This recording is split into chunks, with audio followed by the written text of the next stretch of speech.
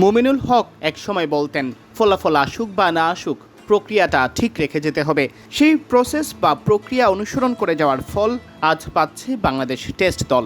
পাকিস্তানের বিপক্ষে পাকিস্তানের মাটিতে 2টি টেস্ট জয়ের পর টাইগাররা এবার ঘরের মাঠে হোয়াইট ওয়াশ করল পাকিস্তানকে। আর এতে পাকিস্তানের ক্রিকেট বোদ্ধারা নিজের দেশকে ধুয়ে দিলেও বাংলাদেশকে ভাসাচ্ছেন প্রশংসার সাগরে।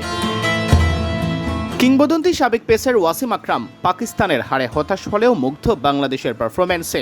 বাংলাদেশ এখন বিশ্বের সেরা দলের সাথেও লড়াই করতে প্রস্তুত মনে করেন তিনি। ফেসবুক পোস্টে লিখেছেন, পাকিস্তানকে টানা দ্বিতীয়বারের মতো বাংলাদেশের কাছে হারতে দেখে সত্যিই হতাশ লাগছে, তবে বিজয়ীদের পূর্ণ কৃতিত্ব দিতেই হবে। বাংলাদেশ সত্যিকার অর্থেই পরিপূর্ণ টেস্ট ক্রিকেট খেলেছে।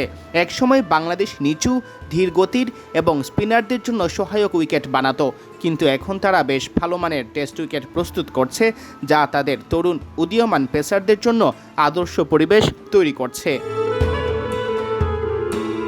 বাংলাদেশের উইকেটের উন্নতি আর পেসারদের অগ্রগতিতে মুগ্ধতা প্রকাশ করে ওয়াসিম আরও বলেন, সেই পেসাররাই গতি ও ধার দিয়ে পাকিস্তানকে আউটপেস্ট করে দিয়েছে। এই বাংলাদেশ এখন টেস্ট ক্রিকেটে বিশ্বের সেরা দলগুলোর সঙ্গে সমানে লড়াই করার জন্য প্রস্তুত।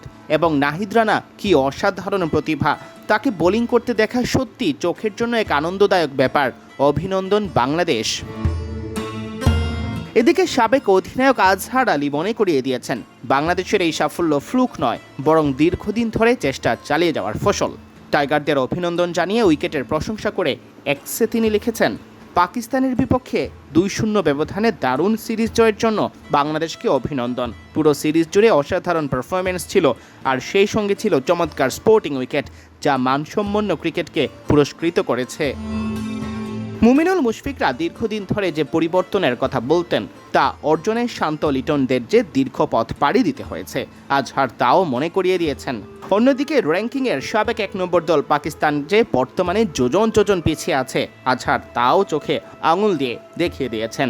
তিনি লিখেছেন, এই সাফল্য রাতারাতি আসেনি, এটি দীর্ঘমেয়াদী প্রক্রিয়ার ফসল এবং খেলোয়াড় তৈরিতে, সিস্টেম উন্নয়নে ও ধারাবাহিকভাবে সমর্থন দেওয়ার পেছনের কাজের প্রতিফলন। অন্যদিকে পাকিস্তানের ব্যাটিং, বোলিং, ফিল্ডিং সব বিভাগেই উন্নতি প্রয়োজন, বিশেষ করে ম্যাচ ফিটনেসে।